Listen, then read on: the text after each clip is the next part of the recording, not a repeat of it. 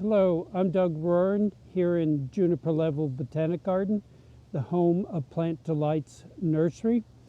In front of one of my favorite cast iron plants. The cast iron plants are Aspidistra, that's the name of the genus, and this particular species is the most widely known species, Aspidistra elatior.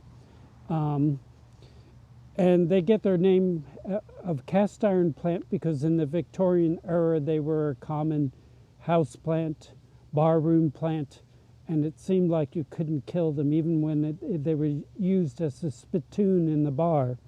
But anyhow, they're absolutely glorious plants for the shade garden.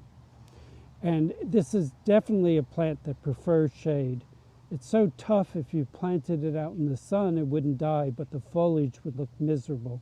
The plant does not want hot sun. It can take a little bit of sun, like early morning sun, or certainly filtered sun, but definitely a superb plant for the shade garden. And very drought tolerant. Generally wouldn't have to ever water it in the summer unless we have a crazy long drought.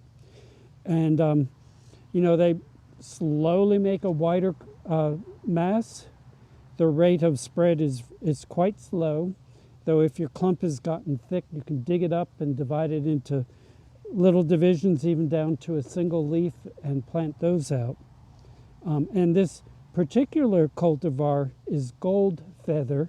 The wild Aspidistras elatior has generally a solid green leaf, but this one has, several shades of green, and really a bright and colorful plant for the shade garden. Now I noticed something odd on this clump. There's all this foliage down low in the center of the plant that is solid green.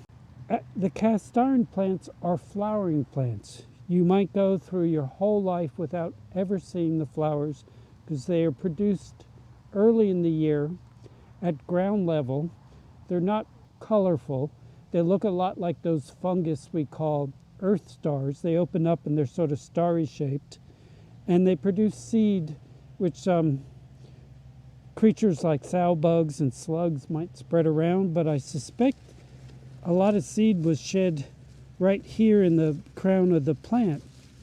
And I'm going to try digging out a seedling or two. I didn't come prepared with a digging tool. There, I can get that one.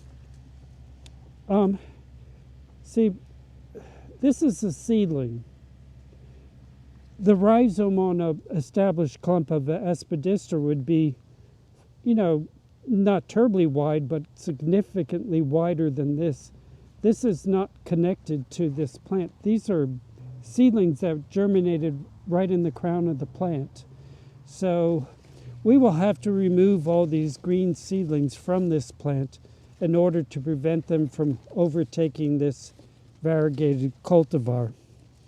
I might be able to remove them with a digging tool like my weeding knife, as I just removed this one, or another possibility would be to just dig the whole clump up and reset it, and oh, look what I found. Reset it and separate out the true cultivar in these seedlings.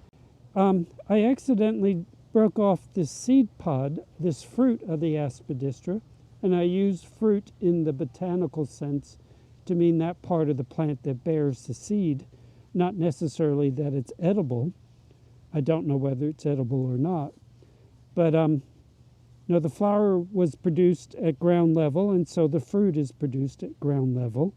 I've taken part of the outer covering, and you can see the seeds are these great big, they always remind me of pearl tapioca, these big, fairly translucent seed. And if nothing comes along and gathers the seed and distributes them, they end up germinating right at the crown of the plant. And that indeed is what has happened here. Now, these seeds might be mature enough that they could be sown, but I'm not sure. But anyhow, Variegated plants most often do not produce variegated seedlings from seed. And in some occasions, variegated plants produce seedlings that are albinos lacking all chlorophyll. So they might live for a while after they germinate, but not long term. I was happy to have the chance to feature this beautiful cultivar of cast iron plant, Goldfeather, and also to discover an interesting situation here where we have these unwanted seedlings. I enjoyed your time in the garden today, and I hope to see you again.